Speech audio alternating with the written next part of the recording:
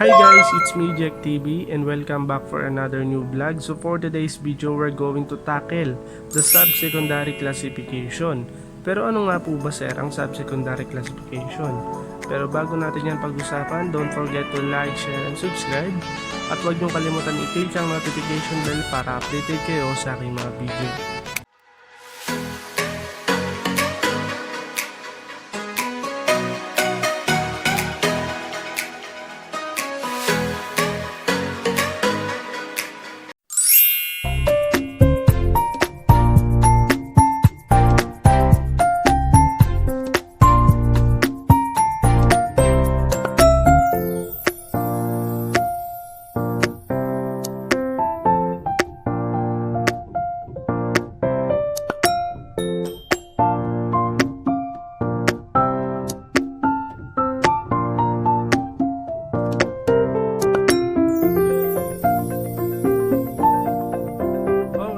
Let us talk about the sub-secondary division. Kapag sinabi pong sub-secondary division, it is derived by the ridge counting of a loop and ridge tracing of a whirl found in the index, middle, and ring only. Ang ibig sabihin po niyan, ang sub-secondary daw po ay nakapokus lamang sa ating tatlong daliri, which is index, middle, and ring only. Okay po, both hand po yan ha, index, middle, and ring only. Now, let us talk about the ridge counting. Kapag sinabi pong ridge counting, ito naman daw po yung pagbibilang ng lahat ng ridges na madadaanan from delta to core. Okay po? From delta to core. So, saan po tayo mag-uumpisang magbilang dito? Dito na po tayo magsisimulang magbilang sa pagitan ni core at ni delta. Okay po? That is what we call ridge counting. At ang ridge counting ay isinasagawa lang kapag ang isang pattern ay loop. Okay po? Now, let us talk about the ridge tracing. Kapag sinabi pong ridge tracing, nakapokus naman daw po ito sa ating whirl pattern, na kung saan bibilangin daw po natin lahat ng intervening ridge na dadaanan from left deltas up to the right deltas. At gagawa tayo ng imaginary line. Okay po? From left deltas up to the right deltas. Lahat daw po ng intervening ridge na dadaanan at gagawa ng imaginary line papunta sa right deltas. Okay po? Now, paano kapag arc naman po ang nakita natin? Ang bibigay po natin classification kapag arc ay dash po. Okay po? Dash lamang po. Now, kapag sinabing ridge counting, that is what? That is pagbibilang ng delta to core. Kapag sinabing ridge tracing, from left deltas up to the right deltas. Okay po? Okay, now let us go to ridge counting. Gaya nga po ng sabi natin kanina, ang ridge counting po ay ang proseso ng pagbibilang ng mga ridges from delta to core. Okay po? Sabi dito, the process of counting the ridge crossed by the line from delta to core. Ibig sabihin po, bibilangin natin lahat ng ridges na madadaanan from delta to core. Okay po? Kapag sinabi naman pong insufficient ridge, kapag sinabi insufficient, ibig sabihin po niyan, ito yung mga ridges na kung saan napakaninipis. At kapag ito ay manipis, hindi po natin ito isasama sa pagbibilang po natin. Okay po? Kapag daw po manipis ang ridges, hindi daw po ito isasama sa ating ridge counting. Meron tayong tinatawag na formula sa ating ridge counting. Paano sir kapag pumasok po ang loop sa ating index finger? At meron itong 10 ridge count. Okay po? 10 ridge count. Ano pong gagamitin nating formula? Umpisahan po natin yan kay index finger. Sabi dito kay index finger, ang index finger daw ay merong 1 to 9 ridge count at tatawagin tong inner. Okay po? Pero kapag lumagpas na ito ng 10 at higit pa, tatawagin natin tong outer. Now, punta na tayo sa middle finger. Kapag ang middle finger mo ay merong loop pattern at nakabilang ka ng 1 to 10 ang gagamitin mong formula ay inner. Okay? Pero kapag ang iyong middle finger ay lumagpas ng 11 o higit pa, ang gagamitin mong formula ay outer. Now, let us go to ring finger. Kapag naman po ang ring finger mo ay merong loop pattern at nakabilang ka daw ng 1 to 13, ang gagamitin mong formula ay inner. Pero kapag ang iyong ring finger ay lumagpas ng 14 ridge count, ang gagamitin mong formula ay outer. Okay po? Now let us go to our example. So ito na po yung ating example sa ridge counting. So ipagpalagay natin, ito po yung ating fingerprint. Ngayon, ito yung ating delta at ito naman yung ating core. Okay po? So bibilangin natin lahat ng ridges na ating dadaanan sa pagitan ni delta at ni core. So bilangin natin 1, 2, 3, 4, 5, 6. Hindi na po natin isasama si core. Okay po? So ang nakuha nating ridge count ay 6. At ipagpalagay na lang po natin na ito ay index finger. So gagamitin natin tong 6 sa ating formula. So anong palagay nyo ang gagamitin natin formula dito? Siyempre ang gagamitin natin ay inner. Bakit? Pasok siya sa 1 to 9. So now pumunta na tayo dito sa ating fingerprint card na kung saan nalagyan na natin ito ng ridge count. So bibigyan na natin ito ng formula natin. So nakuha natin sa ating index finger ay 9. Ayan, 9. So anong gagamitin natin formula? Ang gagamitin natin formula dito ay inner. Okay po? So isulat na natin dito sa ating subsecondary inner. Next, punta na tayo sa ating middle finger. So ang nakuha natin sa ating middle finger sa ating right hand ay 11 ridge count. So anong gagamitin natin formula? Siyempre gagamitin natin ay outer. Bakit? 11 or more. So ilagay na natin dito ay O. Next, punta na tayo sa ating ring finger. So kung mapapansin nyo, ito ay 14 ridge count. So dahil 14 ridge count yan, ang gagamitin natin ulit ay outer. Now, ipagpalagay natin ito, lahat ito ay arc. Sabihin natin tented arc, sabihin natin itong plain arc, and tented arc ulit. So dahil tatlong arc yan, ang ilalagay na natin dito sa ating baba ay puro dash. So ang ating subsecondary classification ay inner, outer, outer, and dash, dash, dash. Okay po? Let us talk about the rules in ridge counting. Ibig sabihin daw po, ito daw po yung mga rules na kinakailangan sundin sa ating pagbibilang. Kapag daw ang ating nabilang ay island, dot, short ridge, long ridge, and abrupt ending ridge, bibigyan lang natin ito ng isang ridge count. Ibig sabihin, pag nakakita tayo ng ganitong mga to, bibigyan lang natin ito ng isang ridge count. Okay po? Pero kapag nakakita naman po tayo ng ridge enclosure, meeting of two ridge, bifurcating ridge, that cross in the opening or at the center of bifurcation. Ibig sabihin niyan, pag nakita natin itong mga to, bibigyan po natin ito ng dalawang ridge count. Okay po? Bibigyan natin ito ng dalawang ridge count. Again, kapag nakita natin itong mga to, bibigyan lang natin ito ng 1 ridge count. And kapag ito naman ang nakita natin sa ating ridge counting, bibigyan natin ito ng dalawang puntos o ridge count. Okay po? Let us go to ridge tracing. Ano po ba ang ridge tracing? Gaya nga po ng sabi ko, ang ridge tracing ay nakapokus lamang sa ating whirl pattern. Whirl pattern po. Okay po? Kapag sinabing ridge tracing, it is the counting the ridge intervening between tracing ridge and the right delta of whirl. Ibig sabihin po niyan, bibilangin po natin lahat ng intervening ridge from left delta up to the right delta. Okay po? Up to the right delta. Now, let us go to the different types ng ating whirl pattern o yung pinaka-parte niya. So umpisahan natin dyan kay core. Ito po yung ating core. At ito naman yung ating left delta. Okay? And this one is also the right delta.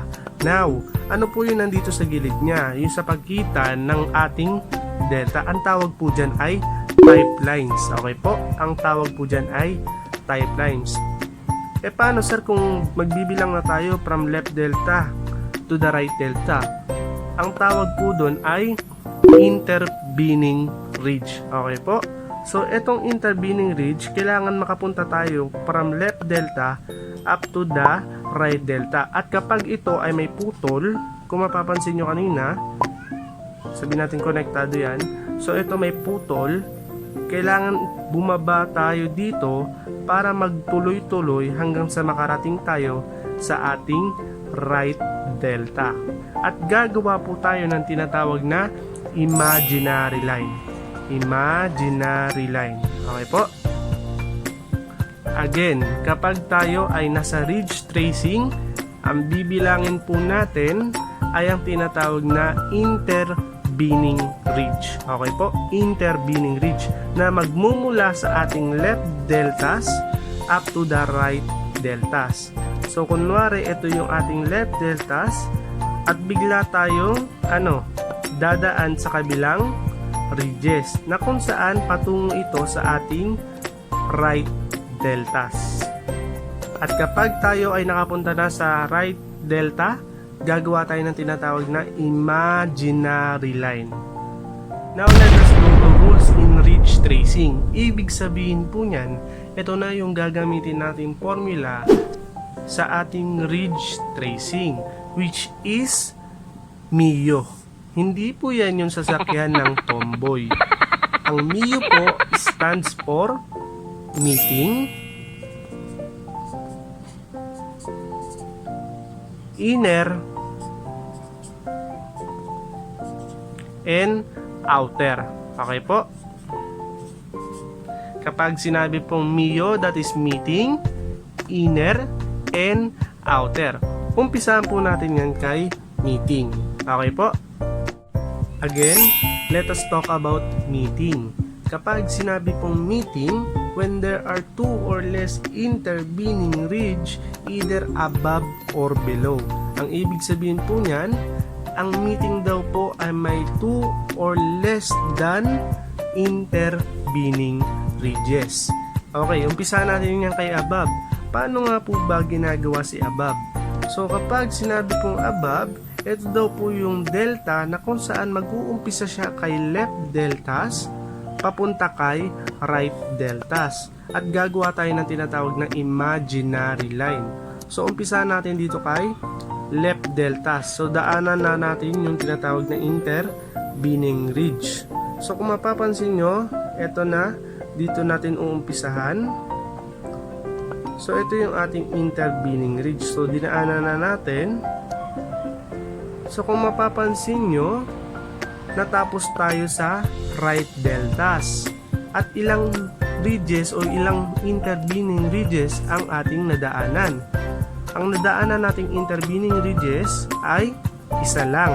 Dahil ito na yung kanyang ending. Okay po? Yung kanyang hangganan. Kasi naabot na natin yung right delta. So gagawa na tayo ng tinatawag na imaginary line. So ang ibig sabihin po ng above, yung kanyang left deltas ay nagpapunta sa itaas.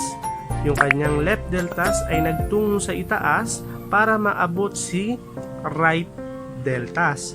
Hindi katulad nitong below, nandito yung kanyang left deltas at nandito naman din yung kanyang right deltas.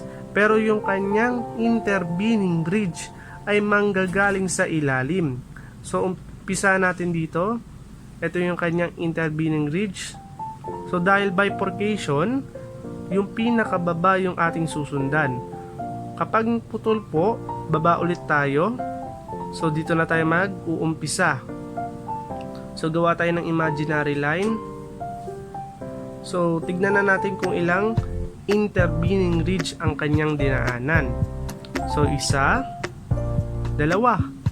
So meron siyang 2 intervening ridge. Ang tawag po dyan ay below. Okay po? Bakit? Nasa ilalim po papunta sa kanyang right deltas. Hindi katulad nito nasa itaas o tinatawag nating above, na kung saan idudugtong natin yung intervening ridge papunta sa right deltas. Okay po? Ang pinagkaiba nito nasa taas to, hindi katulad nito nasa ilalim. At ang nakuha lang natin ay hindi hihigit sa dalawa. Okay po? 2 or less. Basta 2 or less, ang tawag po dyan ay meeting. Now, dumako naman po tayo sa inner. Kapag sinabi pong inner, when the tracing goes above or inside the right and there are 3 or more intervening ridge. Ang ibig sabihin po niyan, ang inner daw ay hindi bababa sa 3 o higit pa. Okay po? So, lahat ng intervening ridge na ating mabibilang na kung saan ay hihigit sa 3 ay tatawagin natin tong inner. For example, mag-uumpisa tayo dito sa ating left deltas at matatapos tayo dito sa ating right deltas. Now, ito yung ating left deltas. So, ito na, bibilangin natin yung intervening ridge. So, dahil ito ay walang putol at dire-diretso lamang po siya, manggagaling na po dito yung kanyang ending o yung kanyang hangganan, na kung saan gagawa tayo ng tinatawag na imaginary line. So, gagawa na tayo ng imaginary line papunta sa ating intervening ridge at right deltas. At bibilangin natin lahat ng intervening ridge na dinaanan. So, bilangin na natin 1, 2, 3. Sabi dito, ang inner daw, tatawagin natin ito kung mayroong higit sa 3 yung ating mabibilang na intervening ridge. So, nabilang natin 3. So, tama po yung ating ginawang example. Okay po? Ayan po yung tinatawag nating inner whirl. Meron siyang higit sa 3 intervening ridge. Ang tawag po dito sa ating ginawa na line, imaginary line, na magdudugtong kay right deltas at kay intervening ridge. Okay po? Bakit ba siya tinawag na inner, sir? Kasi tinawag siyang inner kasi po nasa itaas po yung kanyang intervening ridge papunta sa right deltas. Hindi katulad ni outer, nasa ilalim po yung kanyang pagbibilang. Okay po? Nasa ilalim po yung intervening ridge ni outer. Naman po tayo sa tinatawag na outer o yung pinakahuling formula natin, which is MIO, di ba? Yung meeting, inner, and last, the outer. So kapag sinabi pong outer, when the tracing ridge goes below or outside the right delta and there are 3 or more intervening ridge. 3 or more. Okay po? Below or outside. Now, let us go to our left deltas and the right deltas. Okay. Ito na po yung ating left deltas. So, ito na po, gagawa na po tayo ng intervening ridge. Okay po? So, dito tayo mag-uumpisa. So, kung mapapansin nyo, napunta tayo sa pinaka-ilalim, tuloy-tuloy. At napuntahan na po natin yung pinaka-hangganan, which is, naabot na natin yung ating right deltas, na kung saan gagawa tayo ng tinatawag na imaginary line. Okay po? Imaginary line. So, ito na yung imaginary line na ginawa natin. Ngayon, bibilangin na po natin yung intervening ridge na ating nagawa. So, meron tayong 1, 2, 3. Gaya nga po ng sabi ko sa inyo, ang outer daw po ay matatagpuan below or outside. At meron itong 3 or more intervening ridge. Tama po yung ating ginawa. Nasa ilalim po yung kanyang intervening ridge bago niya maabot si right deltas. Ang tawag po dito ay outer whirl. Anong pinagkaiba nila? Ang outer nasa ilalim, ang inner ay nasa ibabaw. Okay po, nasa ibabaw. Now, let us go to our example. So, kung mapapansin nyo sa ating example, meron tayo ditong index, middle, at ring finger. Tapos, lahat sila ay whirl pattern. So, kung mapapansin nyo dito, meron itong tatlong intervening ridge at ang kanyang intervening ridge ay above.